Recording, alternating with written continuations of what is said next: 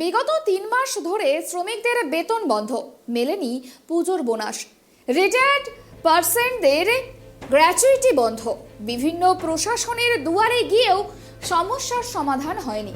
অবশেষে কারখানার গেটে বসে বিক্ষোভ দেখালেন শ্রমিকরা। কারখানায় ঢুকতে দেওয়া হলো না স্টাফদের। ঠিক কি ঘটনা ঘটেছে জানবো, আমাদের সঙ্গে রয়েছে প্রতিনিধি সঞ্জীব। সঞ্জীব, ঠিক কি ঘটনা ঘটেছে, কি জানা যাচ্ছে?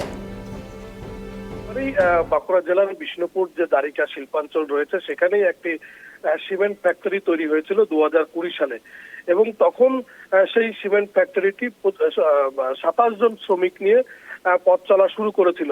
কিন্তু পরবর্তী সময়ে 2 জন শ্রমিক রিটায়ার্ড করে এবং হঠাৎ করেই দুর্গাপুজোর আগে থেকে সেপ্টেম্বর, অক্টোবর, নভেম্বর এই 3 মাস তাদেরকে কোনো রকম বেতন দেওয়া হয়নি।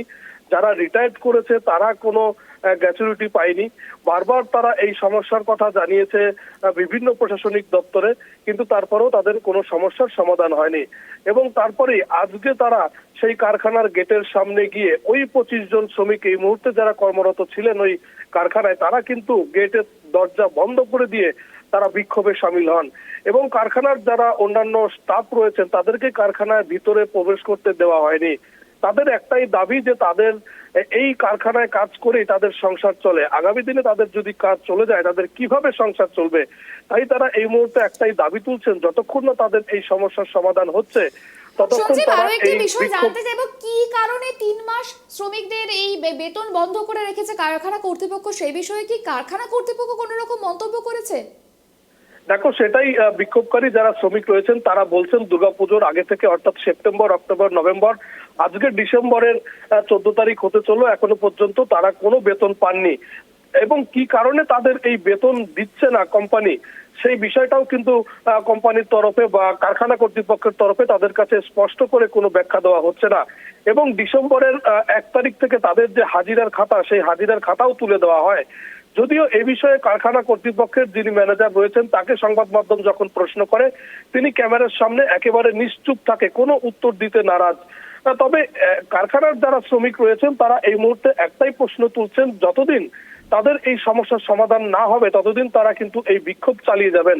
কেননা এই কারখানায় কাজ করে তাদের সংসার চলে এবং আগামী দিনে তাদের যদি এই কাজ না থাকে তাহলে কিভাবে সংসার চলবে, সেটাই কিন্তু এখন সব থেকে বড় প্রশ্ন।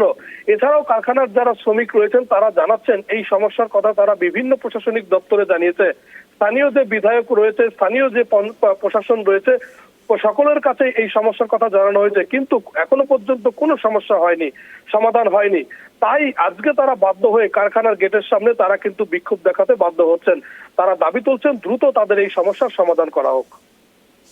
বেশ, অনেক ধন্যবাদ আমাদের সঙ্গে থাকার জন্য। ঠিক শ্রমিকরা কি জানিয়েছে শোনাবো আপনাদের।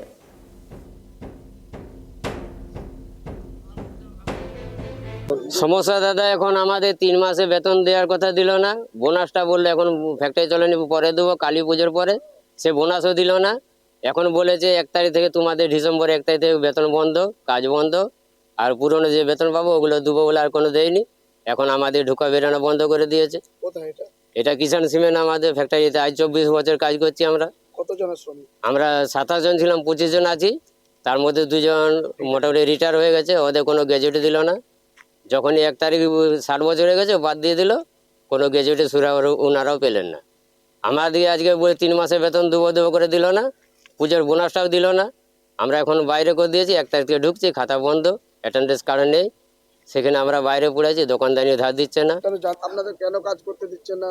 না, সেসব কোনো মালিক পক্ষ আমাদের কোনো জানায়নি, নোটিশ দিয়েছে না কোনো বিনা নোটিশে গেটের বাইরে আমাদের করে দিয়েছে। এবং বেতন বোনাসের জন্য আমরা বারবার বলছি আমার বেতন বোনাসটা দেন, আমাদের সংসার চলছে না, বেতন বোনাসটা অন্তত মিটিয়ে দেন, তারপরে আবার যা হয় হবে, সেসব কোনো কর্ণপাত করছে না।